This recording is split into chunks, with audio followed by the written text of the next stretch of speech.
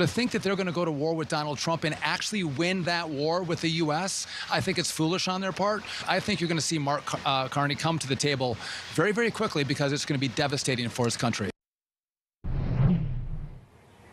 Let's bring in Bloomberg's John Herskovitz for more now. John, we know that Carney campaigned on a message of fighting back against Trump, but what do we know about why these talks now fell apart? Sure. While the headline dispute was on medium and heavy-duty trucks, there wasn't any one particular thing that caused this to fall apart.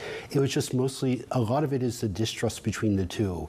The U.S. said that it offered concessions on things like lumber, steel, aluminum, but Canada said the more that it looked into the deal, the more it didn't like what it saw in the details. It saw some restrictions being placed on it on who it could do international trade with.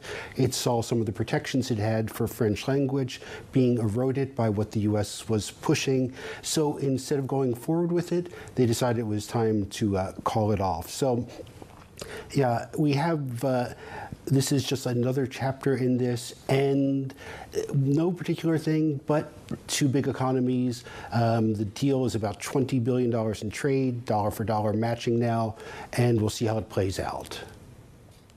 OK, and who's likely then to break first in this standoff? You've got the US midterm elections coming up, but then we also know, John, how reliant Canada is on exports.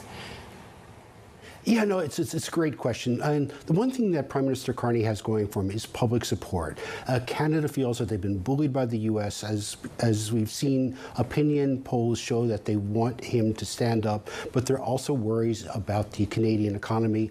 It's so much smaller than the U.S.'s economy, and it's dependent on the U.S. economy.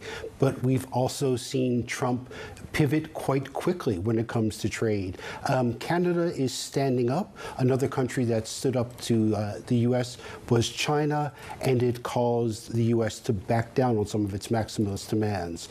For Carney, he can also see about whether he can bring a few states into play with the trade dispute. Michigan and Ohio are going to be key states for the upcoming midterm elections in November.